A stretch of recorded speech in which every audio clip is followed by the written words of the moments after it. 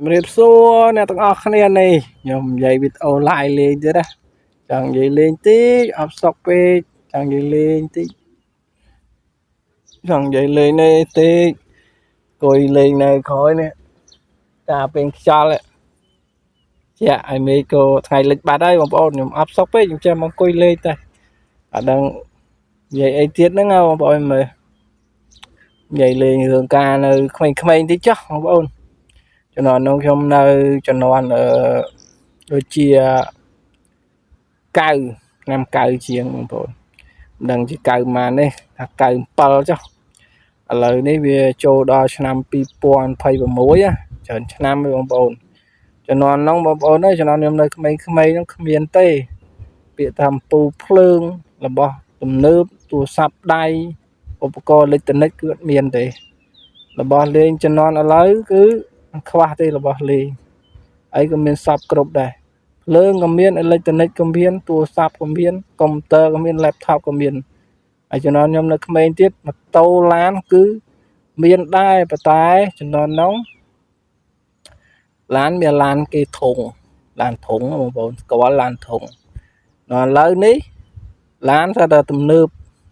ទៅដល់ព្រុសបន្លែន570ឡានអត់ទេ200អីចឹងទៅ OX 330អីចឹងទៅនៅនោះគ្មានឡានត្រង់ហើយចំណនោះម៉ូតូមានដែរមានតាគប់សំយ៉ានអីចឹងទៅនៅឥឡូវមានទេនៅឥឡូវមានឡើមានទេមានដល់ម៉ូតូទំនើបប្រើ smart key ប្រើ click ទៅអីបងប្អូនឥឡូវមានលេខអីចឹងទៅវែវអសងអីចឹងទៅស្គីវីវ៉ាទំនើបអីចឹងទៅតូធំអីចឹងទៅឥឡូវនេះម៉ៃចែកវិទ្យាគេហៅថាសកលភាវូបនីយកម្មអ្វីគឺមានគ្រប់យ៉ាងបងប្អូនបែរមិនដឹងទេខ្ញុំអ្នកផលិតវីដេអូកំសាន្តអារម្មណ៍ពីអបសក់ពីអីហ្នឹងបើនិយាយពីខ្សែជីវិតខ្ញុំពីក្មេងនិយាយទៅរៀន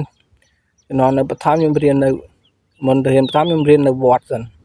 ចេញពីវត្តខ្ញុំទៅរៀននៅបឋមសាលារដ្ឋនិយាយទៅកំសត់ណាជំនាន់ទៅរៀនទៅដើរឯងហើយដល់ពេលរៀនមកអនុវិទ្យាល័យខ្ញុំទៅជីកង់ទៀតហើយនៅវិទ្យាល័យ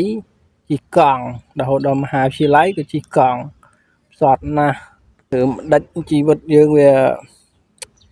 ស្នាធ្លាប់តែពីក្មេងអត់មិននឹកស្មាននិយាយទៅលំបាកបញ្ហាច្រើនពីក្មេងខ្ញុំមិនដូចគេឃើញគេមានទូធាអីទេវិតខ្ញុំគឺអត់ចឹងទេអត់មើលទៅឃើញទូធាទេឃើញតែជួបការលំបាករហូតដែរតែជួបការលំបាកពីមុនគ្រួសារតាំងពីក្មេងមកគ្រួសារខ្ញុំគឺវាអត់មិនសូវត្រូវរើគ្នាទើបខ្ញុំនិយាយថាខ្ញុំពីក្មេងទៅរៀននៅវត្តនៅអីហ្នឹងបងប្អូនទៅត្រូវរើគ្នាទេសាច់ញាតិបងប្អូនបងប្អូនអើយអ្នកផលិតវីដេអូមួយនេះគឺកំសត់ឥឡូវនេះគឺថាអាយុនឹង30ហើយជាងទៅហើយនៅកំសត់ទៀតកំសត់រហូតហើយហងៃចង់ណាស់ចង់ធ្វើការងារមានគំនិតល្អចង់ទៅធ្វើការងាររាជការរដ្ឋ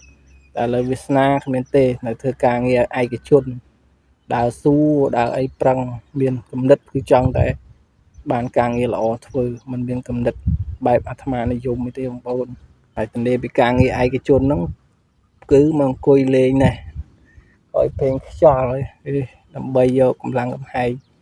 បីស្រូបខ្យល់បរិសុទ្ធมันមានលុយទៅណាទៅកន្លែងប្រេនកន្លែងអីគេទេគឺមានទឹកសុទ្ធមកដបជ្រក់ផ្ទះអង្គុយផឹកមើលទេសភាពបែបស្រុកស្រែថត content បែបស្រុកស្រែហ្នឹងគឺមិនយើងវាធ្លាប់មានជីវប្រវត្តិវាកំសត់ដែរបងប្អូនកំសត់ហ្មងនិយាយទៅមិនកំសត់ដែរកំសត់ហ្មងរៀនវិញបើការនៅរៀននោះគេមានអីហូបចុកឆ្ងាញ់ខ្លួនឯងបានទៅមើលគេទេបងប្អូនអ្នកផលិតវីដេអូដែលមានគេមើល 6K នេះគឺបានត្រឹមតែអង្គុយមើលគេទេតែបានអីហូបឆ្ងាញ់គេស្គាល់ជំនាន់នោះជំនាន់នៅរៀន2006 2005គេហូបសិតតែទឹកអំពៅសិតអីខ្ញុំមិនគ្មានទេមានទឹកអំពៅអីផឹកទេតែពីទឹកជ្រក់ពីងទៅផឹកទៅដូងទឹកអីចឹងទៅមានគេលក់នំលក់ណែកអីនំកញ្ចប់ជំនាន់នោះអីមានទេជំនាន់នោះមានលុយទិញទេ